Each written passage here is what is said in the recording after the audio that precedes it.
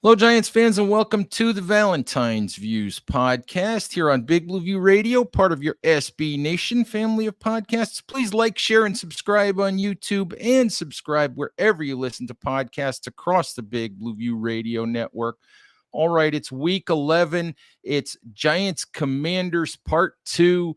The bottom teams in the NFC East battling once again, and here to help me talk about that is longtime friend Rick Snider, longtime columnist in the DC area, covered the Washington team a lot for how many years now, Rick?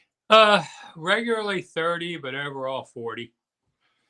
Yeah, a lot of and I feel bad about the misery that the Giants have put me through for 15 or 16 years. Yeah, I pretty much I did get to cover Washington Super Bowl. I actually covered two, and I thought life was good. I was in my 20s. We're all young. You're full of hope, and it's great Super Bowl parades, and then whammo, that was. Yeah, I hear you. It hasn't been fun, but at least I'm used to covering this bad football. So anyway, let's talk week 11 Giants Commanders. I have to ask you, Rick, the Commanders opened this week as 10-point favorites via DraftKings Sportsbook. When is the last time a Washington football team was a 10-point favorite over anybody? I think it was 2017. It was a rarity, but we go back to the Gibbs era. if Yep. we, and back then we didn't say those point spreads out loud. You bet them with your bookie, but. Uh, Right. Yeah, I when I saw the 10, quite honestly, I was surprised. And I didn't take it as Washington so good as New York was so bad. Yeah, unfortunately, I think that's exactly what it's saying. And you're right. It wasn't until the last couple of years that we actually said those things out loud and talked about those things and made a big deal about those things. But the world is changing. But I fully expected Washington to be favored here. And obviously, we know there's always the 3-point swing based on home and away.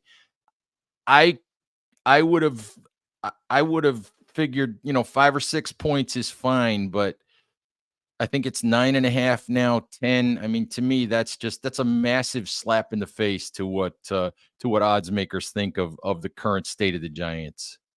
Well, Washington can score points. So that's not going to be their problem. It's funny. They spent 3 years building a defense, and they finally get the offense to come around. The defense has now collapsed.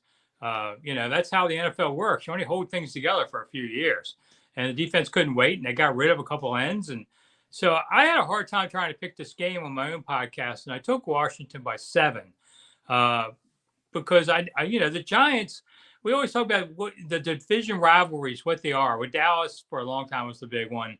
Philly, Washington are always the weird games. The weirdest things happen, and Washington almost beat them twice this year again. The Giants games are just sort of the frustrating losses, pretty much. New York has just beaten Washington regularly in the last decade. Close games that Washington every time walked away going, could have won that, but they didn't. And this could be, I wouldn't be shocked if it happened again. I don't know what this team's mentality really is now. If they lost a really tough game to Seattle, lost on a game-ending field goal, they could have won that one again. They could have beaten Philly twice. They've been good enough to go toe, but not finish. So when they played worse teams like Chicago, blew them out. Giants beat them 14-7. Wasn't even that close. I never know what they're going to do. Right. And theoretically, they're on the fringe of the playoff race, but they're not really there because I think they're the ninth seed right now, but there's a pretty big gap. So playoffs is kind of like we can talk about it, but I'm not sure it's realistic for Washington. And they had 2 games against Dallas, Miami, and San Francisco still on the schedule. Good luck. you know, Hey, it, let's. Oh, they'll be lucky to win 2 more games. They have the Rams also; they can win that one. But if yeah, they don't beat New York, people are going to be yelling for Rivera's head. yeah. As will the Giants, I think, be lucky to win 2 more games. They've got 2 games against the Eagles, which, you take them out of the equation, but the Giants have Washington, they have New Orleans, they have the Rams. And I'm forgetting who else they have, but the rest of it is, they at least have a chance. And I'm not sure people actually want to see them win those games. You know how that works with draft position and all that. But let me throw this out to you. I'm always one who believes that, forget the draft position, because the draft will work itself out. And, like a few years ago, everybody thought the Giants had gotten screwed because they ended up with the 4th pick instead of the 2nd pick. And they ended up with Andrew Thomas instead of Chase Young. I'm always one that believes that for these franchises, there's always value in winning games. It is what these guys are paid to do and what they're trying to do. And there's jobs on the line. There's livelihoods on the line. There's young players to develop. I'm always one that believes winning games is a good thing.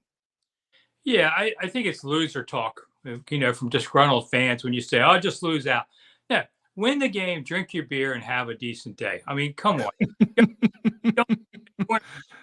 You're just a miserable human being, and they all are on Twitter, so we hear from them regularly. I just think Washington will get there. Yeah, too bad you didn't get Chase Young. It might have been different there. Yeah, I think Giants fans are happy with Andrew Thomas. Hey, let me ask you this. Washington scored 7 points against the Giants. I look at the 6 games around that, and they've been in the 20s. They've been in the 30s. I think the last 3 games, they've scored almost 27 points a game. Over that 6-game stretch, take the Giants out, they average 24 or 25 points a game. I mean, what was the difference in the Giants game? Or the other way to put it is, which one is real? I think 2 things happened after the Giants lost. One, we benched that spy that you had down here, Nick Gates. I know he was your secret agent. You can admit it now. And also the guard next to him got hurt. So they put in 2 new linemen who, frankly, they should have started with. The coach was like, "Oh, look at our 2 new linemen are doing great. Why didn't you do it in September if you're so smart?" They're bigger guys and all. Gates is a little smaller, was just having trouble holding it. So they changed the line. That has really made a difference on the sacks that they were doing. And they also changed the offense some to go to the quick pass. 1, 2, gone. Not let's drop back, look around, screw it. Find something, here we go, boom, boom, boom. And that made a big difference too. Yeah, so, I tried to tell people in the offseason when the Commanders signed Nick Gates to, I think it was 3 years, $16 million, something like $8 million guaranteed, that was crazy money for Nick Gates. That what Nick Gates was really probably worth as a backup for the Giants, as probably a 3-position backup, he was probably worth a 1-year veteran minimum or close to veteran minimum contract. And are folks in Washington sort of seeing that now, that that was kind of a waste of money, even though he's a great guy and a hardworking player? The only player they talk about pretty much is Sam Howell.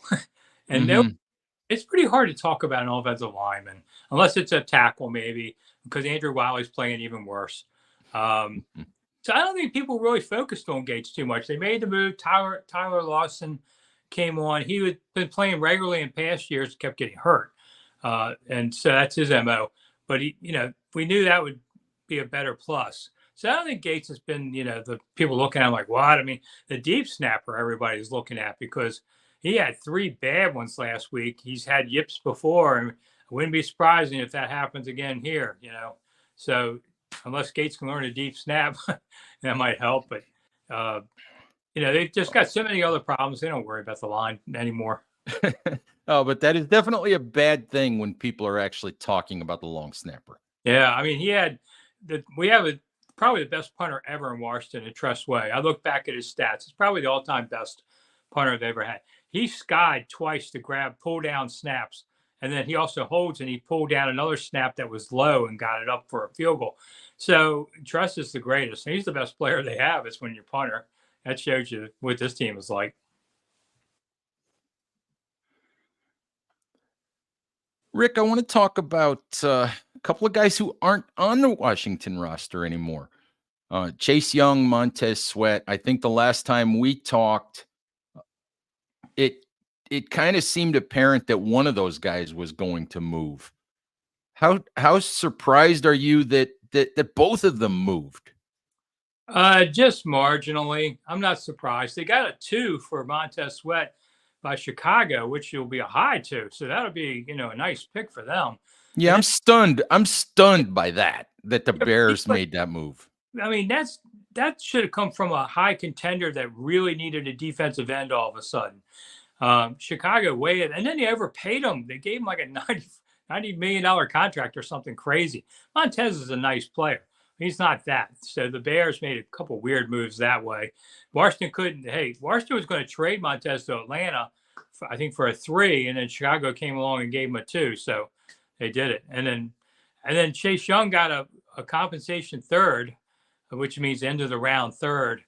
And I'm sure he'll play well in San Francisco because he just wasn't playing well here. Didn't seem to like it here. Didn't seem to do well here. He didn't give his best efforts. Quite honestly, just didn't give his best effort. And I'm sure in a new place, he's playing with an old Ohio State teammate in San Francisco. They're going to win. I'm sure he's going to have a decent season, but he'll probably go in the open market. And Washington knew they couldn't keep either guy, so they just figured, hey, we get a 2 and a 3 for next year. But since they let him go in the 2 games, they've had 1 quarterback sack and 6 hits, and that's it. And the interior line is playing poorly now too. Their defensive line has collapsed. I mean, Seattle just murdered them, running up the middle. That's what Giants are going to do. Just gash them in the middle and keep going. And then the secondary plays a prevent defense most of the time in zone coverage. It's sort of like, we'll give you the early stuff, but they can't compete. Well, without a pass rush, they're really vulnerable. And so you can attack the corners now a lot easier too. So they got to outscore everybody. The average score is going to have to be like 31-28 or something, or they're not going to win. Yeah, I don't know if the Giants are capable of getting to 28 points. I don't know if they're capable of getting to 20, Rick. They got 17 against Dallas with some garbage time scores, and I think they've scored I think they've reached 20 points once this year. I'm picking my games. I said, wow, 17-point spread. I can't give 17. I mean, Dallas might murder them, but I can't give 17. Well, I should have given 17. Yeah, that's what I said last week too. It's like, it looks ridiculous, but I'd give it. Yeah, I mean 17. Wow, we talk about 10, 7. And I just looked up, it was like what, 38 nothing or something crazy. And I was like, okay, I underestimated or overestimated. Yeah. So I have to ask you the state of the Ron Rivera watch. Does he have any chance of keeping that job at the end of this year? Slim. I mean, I guess that with a new owner, you're never quite sure yet what Josh Harris is thinking, but his past would say that he will change coaches. I don't think he'll do it before the end of the season. I would be surprised. After they play the Giants, let's just say they lose to the Giants and everybody's upset. Well, you have to play Dallas on Thanksgiving Day. You don't want to change a coach on a short week like that. Now, you do it after Dallas because they'll probably lose that game. Then you could say, all right, we've got 10 days to go for the next one, and that'll give the next head coach some time. But then you have the question of, do you give it to Del Rio, who's going to get whacked at the end of the season? Or do you give it to Bieniemy, and does Bieniemy want it? Because Bieniemy wants to be a head coach. You want to say, okay, 6 games left. You go 1-5. We'll talk at the end of the season. No coach wants a 1-5 on their record. He may not want it. I saw it happen here when they fired Norv Turner with 3 games to go in 2000. They went to Ray Rhodes, a defensive coordinator, and said, we're going to make you head coach. He says, I don't want 0-3 on my record. I still want a head coach somewhere. He refused. They gave it to another coach. So that kind of coaches guard their win-loss records very closely. And so I don't know if EB's still trying to learn to call the offense. He's had his good games and bad. He should worry about that. If you make EB the head coach, what do you do in January? Do you suddenly get off of him? And that's not easily done. So it's a tough thing. So I think they just hold on to Rivera till the end. Yeah, it's but you're right. It's just, you have new ownership, and And sooner or later everything changes with new ownership. So my guess is Rivera's not long for that job. Well, Magic Johnson, who's a minority owner, I think he has 12%, has been tweeting after losses, you know, and it's sort of like, come on, guys, you got to do better than this. And I thought, woo. And I think Magic will have a real key in who the next coach is, because not that he's a football guy, but he's a sports guy. And with the other owners, that counts a lot on his opinion. I'm sure he's got friends that'll tell him, here's who you should be looking at in the NFL. I think it's a big advantage for Harris. He doesn't know NFL. He knows the other stuff. But I think Magic. And then when he look for free agents next year, suppose you have a guy coming, but he's not sure he wants to come to Washington. Well, then you open the door and Magic comes in. Close the deal. Everyone wants to play for Magic. You know, you meet this guy, you're ready to rock. So Magic's going to have an influence on the team. Yeah, it's interesting that you mentioned that, because everybody forgets about the share that Magic has, and I do think there's that magnetism that probably helps quite a bit. Magic keeps buying parts of ball teams. I think he's got everybody now. I mean, now he's looking at foreign teams. I mean, Magic, where you get all this money, man? He's just bored, you know. Like 12% of a $6 billion deal is like, I don't know, $700 million. That's a lot. That's not $10. No, no. You know, it'd be nice to have disposable income like that, wouldn't it? Yeah, I mean, that's buying an ice cream cone for me. You know, I mean, yeah, something like that. So hey, you know, both of these teams, Giants, Commanders, football team, whatever their next name is going to be in Washington, are they going to change that name again? I don't know. There was betting odds came out again yesterday, and they're all mostly stupid names like the Armada. Jack and Cook would have loved that name. He would have gone the Armada. But you know, if we had Armada, the British wouldn't have burned down DC in War of 1812. You know, but you know, they just had names on there. I thought, you're just making stuff up. I mean, that kind of thing. But could they? I don't know. I think they have bigger things they're worrying about. Like, they're really trying to chase down the next stadium. I think they'll go to RFK site. That's what it looks like. And then, and if you want to change the name, to me, you do it then. You know, you try and do a fresh start. If you could, and then one thing they've got to do before they go to this new stadium, they got to start winning, or else people aren't going to come. You know, that's what you try and do, is load up short term, win some games, and get excitement, and make people buy tickets. It will be very interesting this week to see the crowd with the Giants game. Earlier this season, Washingtonians like events, and so they flooded the place for the Arizona game.